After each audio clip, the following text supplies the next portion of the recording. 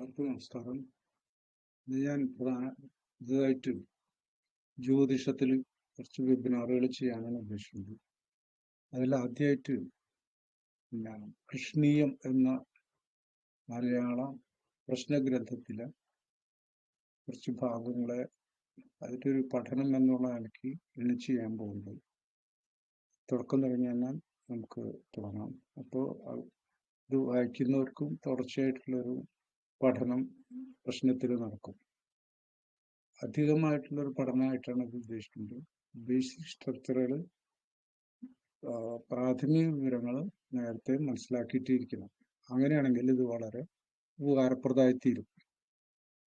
രാശ്യാധിപത്യം: ചൊവ്വ മേടത്തിനും വൃശ്ചികത്തിനും അധിപതിയാവും. ശുക്രൻ ഇടവത്തിനും തുലാത്തിനും അധിപതിയാവും. ബുധൻ മിഥുനത്തിനും കന്യയ്ക്കും അധിപതിയാവും. ചന്ദ്രൻ കർക്കിടകത്തിന് അധിപതി. സൂര്യൻ ചിങ്ങത്തിന് അധിപതി. വ്യാഴം ധനു മീനങ്ങൾക്ക് അധിപതി. ശനി മകരകുംഭങ്ങൾക്കും അധിപതിയാവും. അംശകാധിപത്യം: കൂടാതെ ഈ രാശികൾ അംശകമായി വന്നാൽ ആ അംശക രാശികൾക്കും അധിപതിമാർ അതത് രാശിയധിപൻ തന്നെ. അംശകാധിപത്യത്തിൽ നവാംശം, ദ്വാദശാംശം തുടങ്ങിയ അംശങ്ങൾ വരുന്നാലെല്ലാം ആ വിധത്തിൽ തന്നെ. ദ്രേക്കാണാധിപത്യം: ത്രികോണാധിപന്മാരാകുന്നു ദ്രേക്കാണാധിപത്യം. 1, 5, 9 രാശിയധിപതിമാർ. ചൊവ്വ, സൂര്യൻ, വ്യാഴം എന്നിവർ മേടചിങ്ങ ധനു രാശികളുടെ ദ്രേക്കാണാധിപന്മാരാകും. ശുക്രൻ, ബുധൻ, ശനി എന്നിവർ ഇടവകന്യ മകര രാശികളുടെ ദ്രേക്കാണാധിപന്മാരാകും. ബുധൻ, ശുക്രൻ, ശനി എന്നിവർ മിഥുന, തുല, കുംഭരാശി ദ്രേക്കാണങ്ങളുടെ അധിപന്മാരാകും. ചന്ദ്രൻ, ചൊവ്വ, വ്യാഴം എന്നിവർ കർക്കിടക, വൃശ്ചിക, മീനരാശികളുടെ അധിപന്മാരാകും. വിവിധം 12 രാശികളുടെയും അധിപന്മാരാകും. ഇതിൽ നമ്മൾ മനസ്സിലാക്കേണ്ടത്, ഒരു രാശിനെ രണ്ടായിട്ട് ഭാഗിക്കുന്നത് ഹോര. അപ്പൊ അതിൻ്റെ ഓജരാശിയിൽ ആദ്യത്തെ ഹോരയ്ക്ക് അധിപൻ സൂര്യനും രണ്ടാമത്തെ ഹോരയ്ക്ക് അധിപൻ ചന്ദ്രനും. യുഗ്മരാശിയിൽ ആദ്യത്തെ ഹോരയ്ക്ക് അധിപൻ ചന്ദ്രനും രണ്ടാമത്തെ ഹോരയ്ക്ക് അധിപൻ സൂര്യൻ. അങ്ങനെ 12 രാശികൾക്കും ചന്ദ്രനും സൂര്യനുമാണ് ഹോരാധിപന്മാർ. ഇത് നമ്മൾ മറ്റൊന്നും പറയാനുള്ളത്, ഹോര പിന്നെയാണ് ദ്രേക്കാണം വരുന്നത്. ഒരു രാശിനെ 3ആയി ഭാഗിക്കുന്നതാണ് ദ്രേക്കാണം. 10 ഭാഗവീതം 3 ദ്രേക്കാണങ്ങളാണ്. അപ്പോൾ ആദ്യത്തെ ദ്രേക്കാണത്തിന്റെ അധിപൻ ആ രാശി, രണ്ടാമത്തെ ദ്രേക്കാണത്തിന്റെ അധിപൻ അതിന്റെ 5ആം രാശി അധിപൻ, 3ആം ദ്രേക്കാണാധിപൻ അതിന്റെ 9ആം ദ്രേക്കാണാധിപൻ. മേടം എടുത്താൽ മേടത്തിന്റെ ആദ്യം 10 ഡിഗ്രി വരെ ഉള്ള ദ്രേക്കാണത്തിന് അധിപൻ മേടരാശിയധിപൻ ചൊവ്വയും, 10 മുതൽ 20 വരെയുള്ള ദ്രേക്കാണത്തിന്റെ അധിപൻ 5ആം രാശിയധിപൻ സൂര്യനും, 20 തുടങ്ങി 30 വരെയുള്ള ദ്രേക്കാണത്തിന്റെ 3ആം ദ്രേക്കാണത്തിന്റെ അധിപൻ 9ആം രാശിയധിപൻ വ്യാഴവുമാവും. അങ്ങനെ ദ്രേക്കാണാധിപന്മാരും പരസ്പരം മിത്രങ്ങളായിരിക്കും. ദ്രേക്കാണത്തിന്റെ വിശേഷം നമ്മൾ പിന്നീട് അതിന്റെ കൂടുതലായിട്ട് പഠനം നടത്തുന്നുണ്ട്. അപ്പോൾ എപ്പോഴും ത്രികോണാധിപന്മാരായിരിക്കും ദ്രേക്കാണാധിപന്മാർ. അപ്പൊ മേടം, ചിങ്ങൻ, ധനു. അപ്പൊ ചിങ്ങൻ രാശിക്കാണെങ്കിൽ അതിന്റെ ആദ്യാധിപൻ സൂര്യനും, 10 ഡിഗ്രി തുടങ്ങി 20 വരെയുള്ളതിന് വ്യാഴവും 5ആം രാശിയധിപൻ. പിന്നെ 20 തുടങ്ങി 30 വരെയാണ് 9ആം രാശിയധിപൻ ചൊവ്വയും. അതുപോലെ തന്നെയാണ് ധനുരാശിക്ക്. ധനുരാശിയുടെ ആദ്യത്തെ ദ്രേക്കാണാധിപൻ വ്യാഴവും, 2ആം ദ്രേക്കാണാധിപൻ 5ആം രാശിയധിപൻ ചൊവ്വയും, 3ആം ദ്രേക്കാണാധിപൻ 9ആം ഭാവാധിപൻ സൂര്യനും. ഇങ്ങനെ അവർ പരസ്പരം മിത്രങ്ങളാവും. ഇനി അതുപോലെ തന്നെ ആ സൂര്യൻ ഇടവരാശിയുടെ അധിപൻ നോക്കാം. ദ്രേക്കാണാധിപൻ ഇടവരാശി അതിന്റെ അധിപൻ ശുക്രനാണ്. അപ്പൊ ആദ്യ ദ്രേക്കാണാധിപൻ ശുക്രനും, 2ആം ദ്രേക്കാണാധിപൻ തുടങ്ങി 20 വരെയുള്ളതിന് അതിന്റെ 5ആം രാശിയധിപൻ ബുധനും, 3ആം ദ്രേക്കാണാധിപൻ അതിൽ ഇടവത്തിൽ നിന്ന് 9-ാം രാശിയധിപൻ മകരരാശിയധിപൻ ശനി. ഇവര് പരസ്പരം മിത്രങ്ങളാകും. അതായത് ശുക്രനും ബുധനും ശനിയും പരസ്പരം മിത്രം. ഇനി ബുധന്റെ നോക്കാം. അതിൽ മിഥുന രാശിയുടെ അധിപൻ ബുധനാണ്. 1-ാം ദ്രേക്കാണാധിപൻ. മിഥുന രാശിയിലെ 10 ഡിഗ്രിക്ക് അകത്തുള്ളതാണ് അധിപൻ. ആ രാശിയധിപൻ തന്നെ ബുധനാവും. 10-നും 20-നും ഇടയ്ക്ക് 2-ാം ദ്രേക്കാണാധിപൻ. അതിന്റെ 5-ാം രാശിയധിപനായിട്ടുള്ള ശുക്രനാവുന്നു. തുലാരാശിയധിപൻ ശുക്രൻ. 3-ാമത്തെ ദ്രേക്കാണത്തിന്റെ അധിപൻ, അതായത് 20-നും 30-നും ഇടയ്ക്ക് മിഥുനത്തില് 20-നും 30-നും ഇടയ്ക്കുള്ള രാശിയുടെ 3-ാം ദ്രേക്കാണത്തിന്റെ അധിപൻ 9-ാം ദ്രേക്കാണാധിപനായിട്ടുള്ള കുംഭം രാശിയധിപൻ ശനിയാവും. ഇങ്ങനെ ബുധൻ, ശുക്രൻ, ശനി ഇവര് പരസ്പരം മിത്രങ്ങളാവും. കർക്കട രാശിയുടെ അധിപൻ, കർക്കട രാശി ആദ്യത്തെ 10 ഡിഗ്രിക്ക് അധിപൻ ചന്ദ്രൻ തന്നെ. 2-ാം ദ്രേക്കാണത്തിന്റെ അധിപൻ, അതിന്റെ അധിപനായിട്ടുള്ള 5-ാം രാശിയധിപൻ വൃശ്ചികരാശിയധിപൻ ചൊവ്വയും. അതിന്റെ 3-ാമത്തെ ദ്രേക്കാണം 20-നും 30-നും ഇടയ്ക്കുള്ള ദ്രേക്കാണത്തിന്റെ അധിപൻ മീനരാശിയധിപൻ വ്യാഴം. അങ്ങനെ ചന്ദ്രൻ, ചൊവ്വ, വ്യാഴം അവർ പരസ്പരം മിത്രങ്ങളാവും. അങ്ങനെ പരസ്പരം ഇനി ഇതുപോലെ തന്നെയാണ് മറ്റ് രാശികളുടെയും കാര്യങ്ങൾ വരുന്നത്. അപ്പോ ഇതിൽ ഒരു കാര്യം മനസ്സിലാക്കുന്നത്, ഇതില് അഗ്നിരാശി മേടം, ചിങ്ങം, ധൻ അതിന്റെ അധിപന്മാര് ആണ് അഗ്നിരാശികൾക്ക് അധിപന്മാർ, ദ്രേക്കാണാധിപന്മാർ. മറ്റ് ഭൂമി രാശി, പിന്നെ വായുരാശി, ജലരാശി. മിഥുനരാശി വായു, ജലരാശി കർക്കിടകം. അപ്പോ അഗ്നിരാശികളുടെയും ജലരാശികളുടെയും ദ്രേക്കാണാധിപന്മാര് അതേ രാശികളുടെ ആധിപത്യമുള്ള ഗ്രഹങ്ങളാണെന്ന് മനസ്സിലാക്കാം.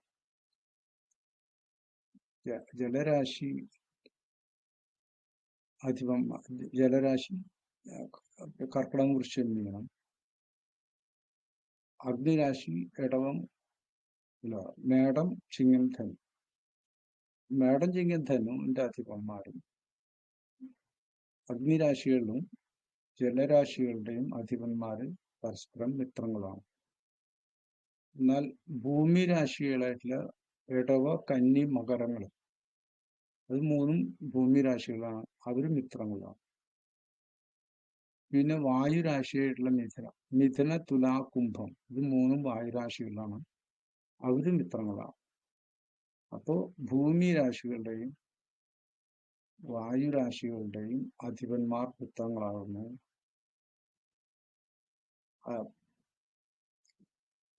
അഗ്നിരാശികളുടെയും ജലരാശികളുടെയും അധിപന്മാർ മിത്രങ്ങളാകും.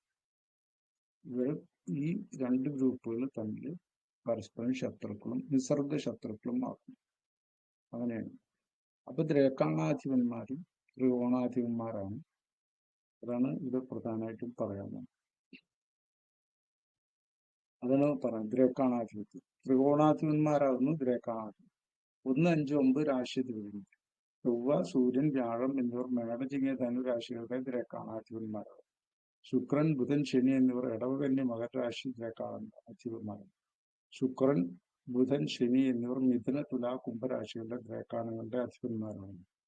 ചന്ദ്രൻ, ചൊവ്വ, വ്യാഴം എന്നിവർ കർക്കിടക, വൃശ്ചികം, മീനരാശികളുടെ അധിപന്മാരാണ്. ഈ വിധം 12 രാശികളുടെയും ദ്രേക്കാണാധിപന്മാരെ പറഞ്ഞു. സ്ഥിരമായിട്ടുള്ളതൊന്നും രാശിയാധിപത്യം, അതുപോലെ തന്നെ ദ്രേക്കാണാധിപത്യവും സ്ഥിരമായിട്ടുള്ള സംഭവം. ഈ ഗ്രഹങ്ങളുടെ ആകൃതി: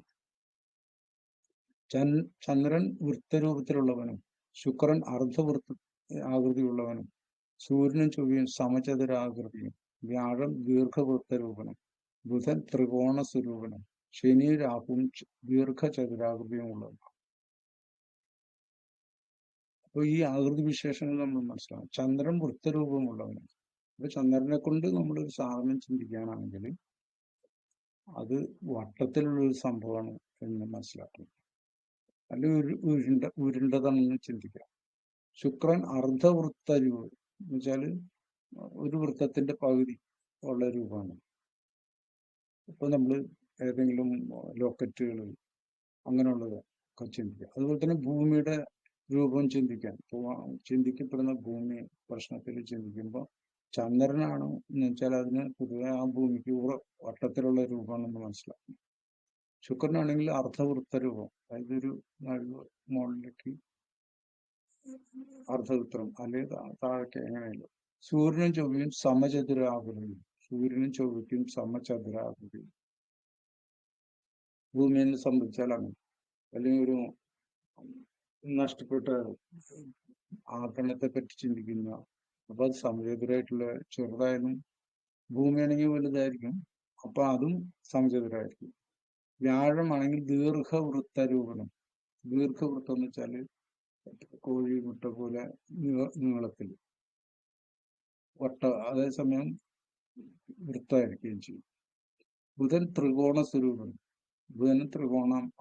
ബുധനെ കൊണ്ടാണ് നമ്മൾ ഒരു ചിന്തിക്കപ്പെടുന്ന ഭൂമി എങ്ങനെ ഉള്ളാണെന്ന് പറയുമ്പോൾ ആ ബുധൻ നിൽക്കുന്ന രാശി ആരൂഢമായാൽ അത് ഒരു ത്രികോണായിട്ടുള്ള ഒരു ഭൂമിയാണെന്ന് പറയാം. ശനിയും രാഹുവും ദീർഘചതുരാകൃതിയുള്ളവനുമാണ്. ശനിയെ കൊണ്ടും രാഹുവും ദീർഘചതുരം. അപ്പം എൽ ഷേപ്പിൽ ഒരു നീളം ഒരു വീതി എൽ ഷേപ്പിൽ കിടക്കുന്ന ഒരു ഭൂമിയാണെങ്കിൽ അതിനെ രണ്ടായിട്ട് ഭാഗിച്ചാൽ അങ്ങനത്തെ പിന്നെ ചതുരമല്ലാത്തതൊക്കെ ശനിയെ കൊണ്ടും രാഹുവിനെ കൊണ്ടും പറയട്ടത് തന്നെ. പൊതുവെ ശനിയെ കൊണ്ട് ദീർഘചതുരവും പിന്നെ രാഹുവിനെ കൊണ്ട് കൃത്യമായിട്ട് ഒരു രൂപമില്ലാത്ത ഭൂമികളൊക്കെ പറയാം. അങ്ങനെയാണ് നമ്മളെ വിഷയത്തെ കൈകാര്യം ചെയ്യുന്നത്. ഗ്രഹങ്ങൾക്ക് പറഞ്ഞ ഈ ആകൃതി വിശേഷങ്ങൾ കൊണ്ട് ദ്രവ്യം, ആഭരണം, ഉപകരണങ്ങൾ, ഭോജനപാത്രം, നഷ്ടപ്പെട്ട വസ്തു മുതലായവയുടെ രൂപം പറയാം. ആ ചിന്തിക്കപ്പെടുന്ന ഭൂമിയുടെ ഭോജനപാത്രം, ഭക്ഷണം കഴിച്ച ഭോജന പ്രശ്നത്തിൽ ഭോജനം കഴിച്ച പാത്രത്തിന്റെ അവിടുത്തെ നഷ്ടപ്പെട്ട വസ്തുവിന്റെ, അപ്പോൾ ചിന്തിക്കപ്പെടുന്ന ദ്രവ്യം, ആഭരണം, ഉപകരണങ്ങളെല്ലാം. കേന്ദ്രത്തിൽ ഇരിക്കുന്ന ബലവാനായ ഗ്രഹത്തെ കൊണ്ട് പറയാം. കേന്ദ്രത്തിൽ അധികം ഗ്രഹങ്ങൾ നിൽക്കുന്നുണ്ടെങ്കിൽ തന്റെ ദിക്കിൽ സ്ഥിതി ചെയ്യുന്ന ഗ്രഹത്തിന്റെ ആകൃതി പറയും. അതെങ്ങനെയാണ്? കേന്ദ്രത്തിൽ ഇരിക്കുന്ന ബലവാനായ ഗ്രഹത്തെ കൊണ്ട് പറയുന്നത്. കേന്ദ്രത്തിൽ അധികം ഗ്രഹങ്ങൾ നിൽക്കുന്നുണ്ടെങ്കിൽ തന്റെ ദിക്കിൽ സ്ഥിതി ചെയ്യും. ഇപ്പം സൂര്യന് കിഴക്ക്, ശുക്രന് തെക്ക് കിഴക്ക്, ചൊവ്വയ്ക്ക് തെക്ക്, അവൻ രാഹുവിന് തെക്ക് പടിഞ്ഞാറ്, ശനിക്ക് പടിഞ്ഞാറ്, ചന്ദ്രന് വടക്ക് കിഴക്ക്, ബുധന് വടക്ക്, വ്യാഴത്തിന് വടക്ക് കിഴക്ക്, ചന്ദ്രന് വടക്ക് പടിഞ്ഞാറ്. അങ്ങനെ അതാണ് ആ ദിക്കിൽ ഇരിക്കുകയാണെങ്കിൽ അതിനാണ് പ്രാധാന്യം കൊടുക്കേണ്ടതെന്ന് അർത്ഥം. കേന്ദ്രങ്ങളിൽ അധികം ഗ്രഹങ്ങൾ നിൽക്കുന്നുണ്ടെങ്കിൽ തന്റെ ദിക്കിൽ സ്ഥിതി ചെയ്യുന്ന ഗ്രഹത്തിന്റെ ആകൃതി. ദിക്കിനെ പറ്റി നമ്മൾ വീണ്ടും പഠിക്കുന്നുണ്ട്. ഇങ്ങനെ ഗ്രഹമില്ലെങ്കിൽ ഏഴിലിരിക്കുന്ന ഗ്രഹത്തെ കൊണ്ടുപോകാം. ഇങ്ങനെ കേന്ദ്രങ്ങളിൽ ഗ്രഹമില്ലെങ്കിൽ ത്രികോണത്തിലിരിക്കുന്ന ഗ്രഹത്തെ കൊണ്ടുപോകാം. മുഷ്ടി പ്രശ്നത്തിൽ അപ്പൊ ആദ്യം ഏഴിലിരിക്കുന്ന ഗ്രഹത്തെ കൊണ്ട് ചിന്തിക്കാൻ നോക്കണം. അതല്ലെങ്കിൽ കേന്ദ്രങ്ങളിലിരിക്കുന്ന ഗ്രഹത്തെ കൊണ്ട് നോക്കണം. കേന്ദ്രത്തിൽ അധികം ബലമുള്ള ഗ്രഹത്തിനെ കൊണ്ട് നോക്കണം. അല്ലെങ്കിൽ ദിക്കിൽ ഇരിക്കുന്ന ഗ്രഹത്തെ കൊണ്ട് പറയാം. ഇങ്ങനെ കേന്ദ്രങ്ങളിൽ ഗ്രഹമില്ലെങ്കിൽ ത്രികോണത്തിലിരിക്കുന്ന ഗ്രഹത്തെ കൊണ്ട് പറയാം. മുഷ്ടി പ്രശ്നത്തിൽ 7ാം രാശിയിലോ ലഗ്നത്തിലോ നിൽക്കുന്ന ഗ്രഹത്തെ കൊണ്ട് ആകൃതിയുള്ള ദ്രവ്യമാണ് എന്ന് പറയാം. മുഷ്ടി പ്രശ്നം എന്ന് വെച്ചാൽ കയ്യിൽ ഒരു പണം വെച്ചിട്ട് അല്ലെങ്കിൽ എന്തെങ്കിലും സാധനം മുറുക്കി പിടിച്ച് കാണിക്കാതെ ഇതിലെന്താണെന്നുള്ളത് ചോദിക്കുന്നതാണ് മുഷ്ടി പ്രശ്നം. ആഭരണത്തിന്റെ കാര്യത്തിലും ഈ വിധത്തിൽ പറയും. ഇതാണ് ഇന്നത്തെ 1ാമത്തെ വെബിനാർ. ക്ലോസ് ചെയ്യാം.